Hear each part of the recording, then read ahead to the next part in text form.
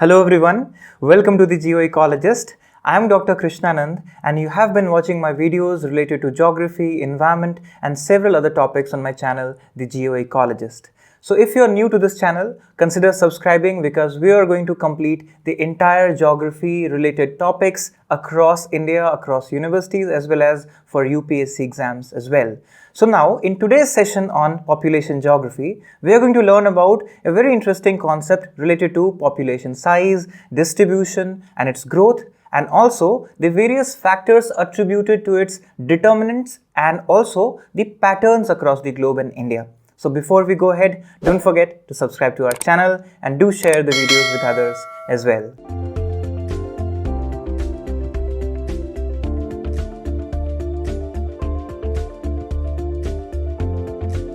So now let's learn about population size, distribution and growth factors and especially their determinants and patterns across the world. Now before we go ahead, let's understand one important thing, that what is this population size? That is its numbers, and how does it matter? Why are we talking about it in population geography? So now, if you observe the number of individuals that we say is the population size of a particular area, it basically means what? It means that it is the influencer. It is the influencer related to what we are learning here is the survival of human beings or that particular population. So remember, the population size gives a species chance of survival and also goes away from extinction. It means more people, it means we are able to survive for a longer period of time. That's one probability or one hypothesis that is always given with population size. Now, what is important here to consider, that very small populations are at greater risk mostly of extinction. So as you know that already 5 mass extinctions have happened, and if you have not watched the video on geological time scale, it's there in the geomorphology playlist. You can go there and watch it for yourself. Now we are saying that this is the 6th mass extinction. Now where the population is endangered, now gradually population is going to get extinct with time. So for population geography, specifically if we talk in human geography, human population is very important, size of population is equally important, and also this is the flow diagram that we can understand simply in terms of the population size and the dynamics associated with its factors. That's where we say the determinants. Now remember, natality, that is related to birth rate, then mortality related to death rate, then immigration, people coming inside, and emigration, people exiting that particular area. The balance of these particular factors, these determinants, talk about that what the population size would be of a particular state, a district, a country, a location. That's how we are looking into the topic. Now, more important points to be understood here is that population size is also directly related to a phenomena called genetic drift, and also the underlying cause of effects like population bottlenecks or the founder's effect. Now these 3 things are important to understand when we say population size. What is the first thing? Genetic drift. So what is it? Remember, of the 5 conditions required to maintain the equilibrium given by Hardy-Weinberg, that's talking about the population size and its balance on the earth. So infinite population size will always be violated. And this means that some degree of genetic drift is always occurring. It means what? That smaller population size leads to increased genetic drift, and which has been hypothesized to give these groups an evolutionary advantage for acquisition of the genome complexity. Understand that if it is a limited size, it will always have a greater chance of developing, of survival, and also of the genetic drift factor that we say. Right? But what about the huge size of population, extra size, extra large population if we have, then there will be a disbalance. Now let's talk about the other 2 things, that is population bottlenecks and founder's effect. What is it? Now remember, bottleneck as we say occurs when population size reduces for a short period of time. In a given limited time, if the population size is dipping, that is called a bottleneck, right? So decreasing the genetic diversity. Now diversity, what we understand, is very important. Why? Because it gives us better chance of survival. But when we say diversity, it means the as much as possible the diverse gene or gene pools. Right? We have also talked in biogeography about the different gene pool centers across the planet. Right? So the founder's effect is what? It occurs when few individuals from a large population establish new population. That is called founder's effect. The founder, they are the founders of the new population and also decreases the genetic diversity, and it was outlined by Ernst Mayr. Now these are the concepts related to size of population, but sometimes we talk about it in biology, not in geography. But in geography, population size is what matters for the development, for the progress of human beings and for the other associated phenomena on the earth's surface, right? So when we say population distribution after population size, what does it mean? It means that what is the location of this population size across the planet? Is it even? Is it uneven? Does it have some pattern which is spatial in nature, right? So population of the world is uneven, as we know. Why is it uneven? First factor that you will see is the natural factor itself, the distribution of land and water. So human beings are surviving on land. They are not the water beings. So it means what? If the land area is less, obviously people will be settled on land. That's the first part. Then also not all kinds of land. The specific land where survival rate is more, it means the opportunities of survival is more. That's the natural reason. So the remark of B. Cressy, if you observe carefully, the population of Asia. So Asia has many places where people are few places where people are very many. Now this is very interesting, that there are few places where people are there, and those few places are the densely populated areas, right? So that what we see here is the patterns of population distribution across the world. If you observe this particular diagram here, what you observe? This is the population in million and this is the countries. Now observe China, India, majorly two Asian countries leading the chart. So what you observe, that apart from this you have Pakistan as well, Bangladesh as well. So in top 10 maximum countries, almost 6 countries or 5 countries most populated, densely populated are there in Asia itself, right? So that's what we see, that patterns of population distribution and density help us to understand the demographic characteristics of a particular area, right, of a particular region, of a particular country. So the term population distributions basically refers to the way people are settled over the space, right? So we say population and settlement together many times. So broadly 90% of the world population lives in 10% of its land area. So 90% is living in 10% of land area. It means now the density of population in that 10% would be amazingly great, right? So 10 most populous countries of the world contribute 60% of the world population, and of these 10 countries, 6 are located in Asia itself. That's what we see, the Asia has the most population distribution across the world.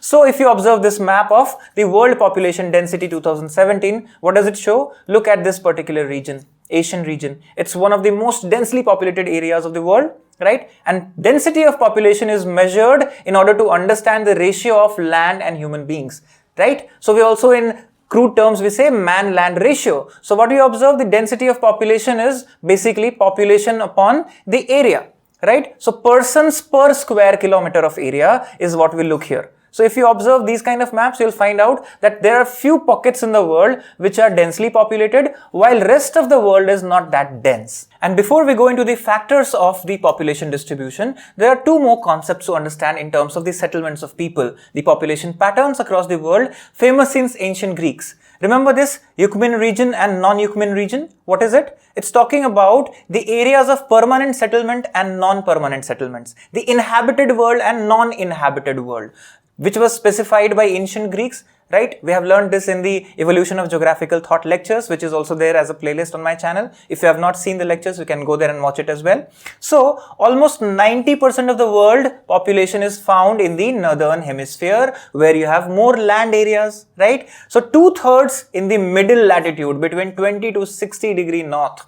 That's very important geographical location. And 50% of population or more lives merely in the 5% of the land. So understand, it's concentrated in particular belts, right? And people tend to congregate in areas of low elevations, as well as margins of continents are more densely populated than the interiors. So continentality factor and coastal factors. So margins are more densely populated than many interior areas of the world. That's a general pattern if you observe. So now let's look into these factors influencing distribution of population. So first is the geographical factors. And of course, we understand geographical factors like physiographic factors such as availability of water, landforms, climate, soil. So if these are conducive for human settlement, obviously it will host more people.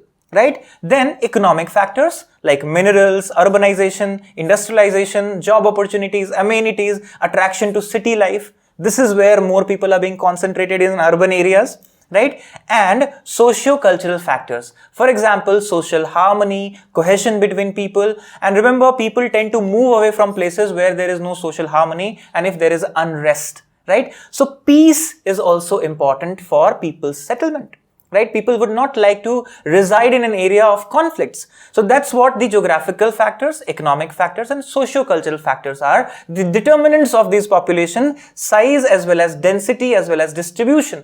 Right? Now, let's understand some of the measures that we take in geography to understand or measure these kind of distribution across the globe. So, number of measures are there, especially based on statistical techniques used by geographers. So, for example, we have measures of central tendency, measures of dispersion, the dispersion and concentration of population as very useful tools. So, measures of central tendency, basically we talk about the mean, median, mode, right? If the population is centered around a particular distribution or not, right? So, mean center also is sometimes used for mapping technique, right? If we want to plot a mean center, it will give us an impression that if the population of that particular area is centered around mean, which area is the mean center of a given state or a district, which we can plot through this mean center or median center as well, or weighted mean center alongside some of the important factor of multiplication is used, right? So that also we can utilize. In details, if you want to look into the mean center and mean point and also mean median mode, you can take any statistical techniques in geography book and there you can study it in details that how these are calculated using a population data.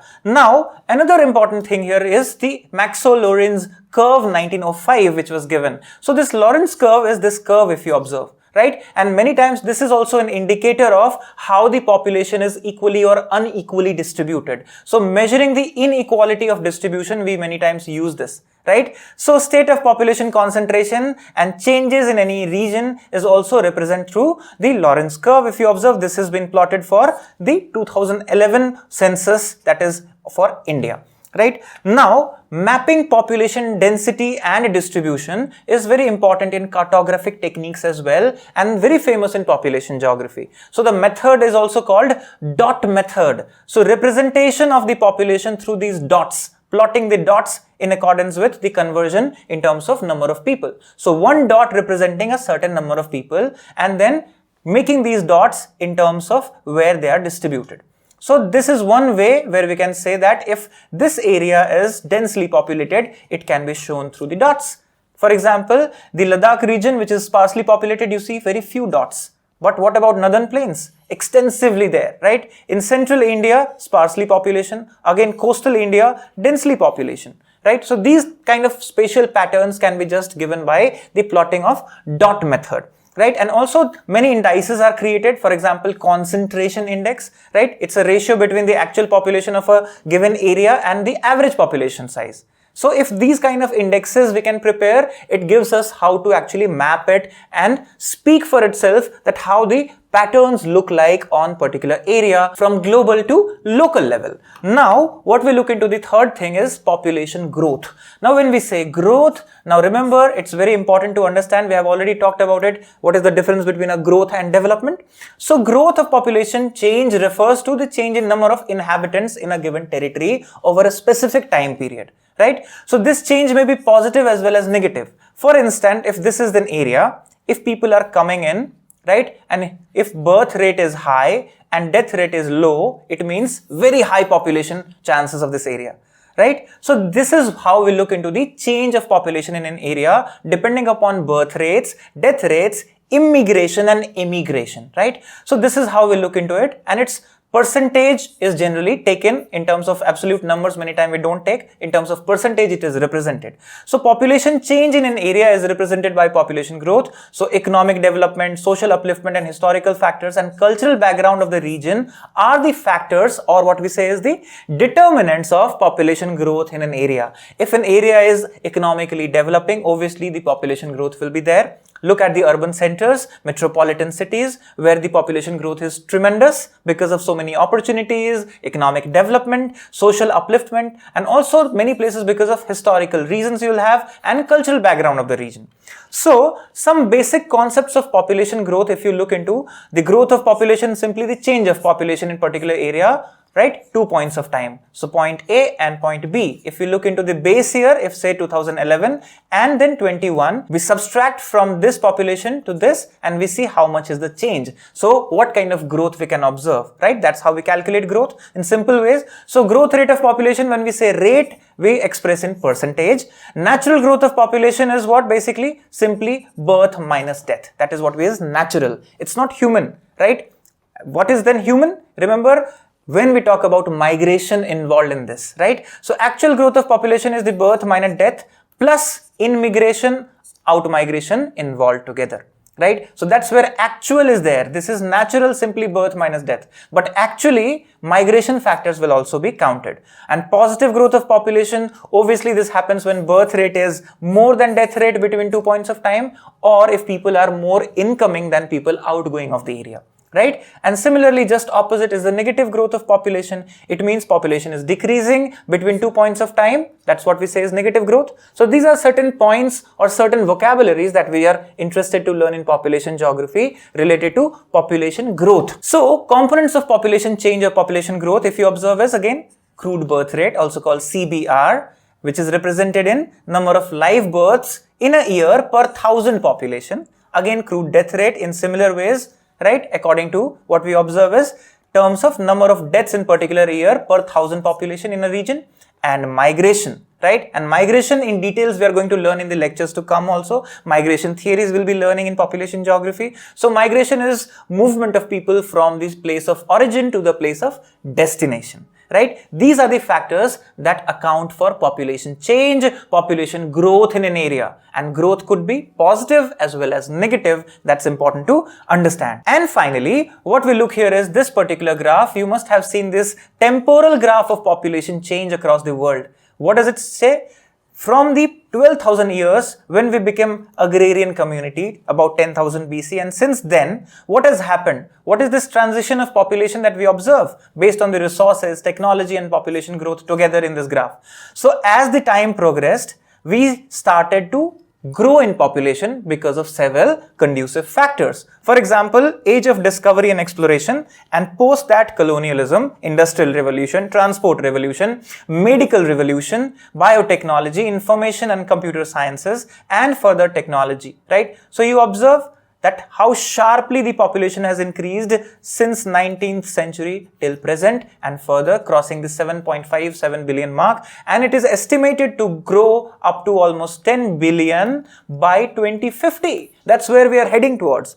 Right? So that's the reason why population geography is having a scope in future as well. We are going to learn about it in details, and more lectures are going to be added soon. So now, when we have discussed the various topics related to population size, its distribution, density, growth, and several other topics, in the sessions to come, we'll be talking more about the population dynamics. So stay tuned, stay safe, keep watching and learning, and do share the videos with others as well.